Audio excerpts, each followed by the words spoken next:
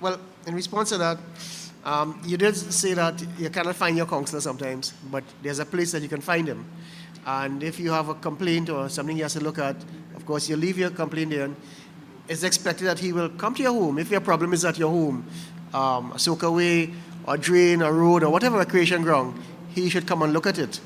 In fact, when I used to be a counselor, 83 to 87, and I had another stint in 2003 to 2006, every other Saturday, I would spend the entire Saturday afternoon going from village to village. So this Saturday, I'll cover this village, next Saturday, I'll cover this village. And I found it really enjoyable to chat with the people. You know, I found it really, really interesting and see what their needs and how can I help in certain ways and so on. But you're right. A lot of people complain that they don't see their counselors. Mr. Theodore, of course, you're absolutely right. If the activities and so on, local government, central government, and different departments of central government could be more integrated. For instance, a simple thing like community development has no linkage with local government. Local government has absolutely no connection with community centers, for instance, which obviously they should be in charge of and maintaining and so on.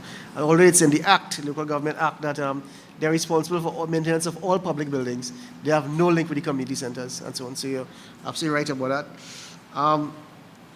Mr. Raymond, the property tax, I should say that on financing local government. When I went to local government in 1983, out of the total budget at that time used to be what, maybe about $5 billion or so, $10 billion. Local government was getting a little more than 5% of the total budget. Today, it's about 2.5% they get of the total budget. So it has decreased by 50% over the years and so on. So, and when you consider, there are reasons for this, because the funding of CPEP and in the previous administration, the funding of CPEP and URP was more, if you combine them, was more than all 14 local government bodies combined, Yes. That's an amazing bit of information. And so on. And I should also mention that the municipalities, of course, would keep their own taxes, but the regional corporations or former county councils and so on, the property taxes went straight to the central government, and they will come back to them as a subvention and so on. But the property tax will be reintroduced. Of course, we know that, and that's a given. And I hope that it takes the course where local government bodies collect it and it stay there. Now, we have to lobby for this. We have to push in that direction. And unfortunately, the present Association of Local Government Bodies, headed by Mr. Orlando Nagasa, the mayor of Chaguanas, they appear to be inactive. They're not pushing. They're not coming forward and and pushing local government forward and so on. And Mr. Mill, right, you spoke about the same issue about property taxes and so on. So in closing, I just want to add a couple little things that perhaps things that we could do right away. We all live in communities, every one of us. And I do hope every one of us is involved in his community, his or her community. For one thing, I just want to give you a simple example of something that happened recently. I should have mentioned this in my original presentation. All of you know of the Land Tenants Bill, Security of Tenure Act 1981. What is it? There are thousands of people who build their houses on rented land. They rent a lot of land from somebody, an estate owner. They build a house, they pay rent for the land, and they build a house, a little wooden house. It's supposed to be a chattel house. But over the years, things develop, half concrete, then full concrete, and so on. It's still called a chattel house, but you can't move it. A chattel is something you can move, but you can't move these things. You cannot tell the house owner, take up your building and go. You cannot do that. So the government tried to give them security, and this is the Land Tenant Security of Tenure Act. They had 30 years security, which expired in November last year. And the government tried to warn people, if they don't renew it by the statutory reform, they can lose their tenancies. Unfortunately, there are hundreds of people who did not renew for some reason, or it was publicized. Now, I knew that was going to happen as a lawyer, and so I knew that was going to happen. So I wrote every single local government body, pointing out this and annexing a copy of the form. And I told them every councillor is supposed to know every household in his electoral district, every household. And he ought to know who is a land tenant and who is not.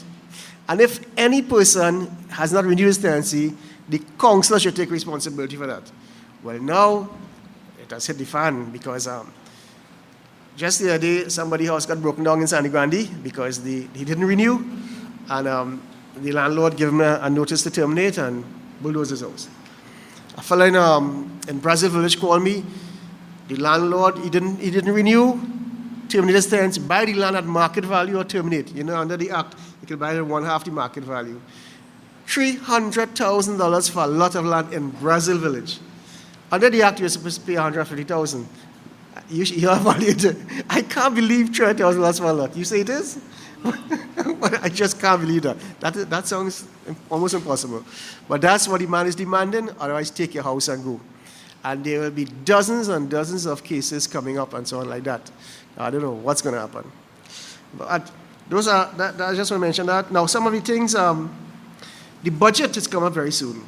In my constituency in Couva South, we have written the Member of Parliament for Couva South. We would like you to meet with us to discuss the budget before it is debated in the Parliament. The budget is read on a Wednesday. You have the whole weekend there. You know when the budget is going to be read. Notify your constituents, have a meeting in your constituency hall or some big place, and let your constituents meet and let them, you advise them or let them tell you what are their thoughts on the budget and so on and so on. I find every member of parliament should have that responsibility to meet with his constituents and discuss the budget before it is debated. Ministry of Community Development and Local Government should be merged. There should be some separate funding for communities. We should start that seriously.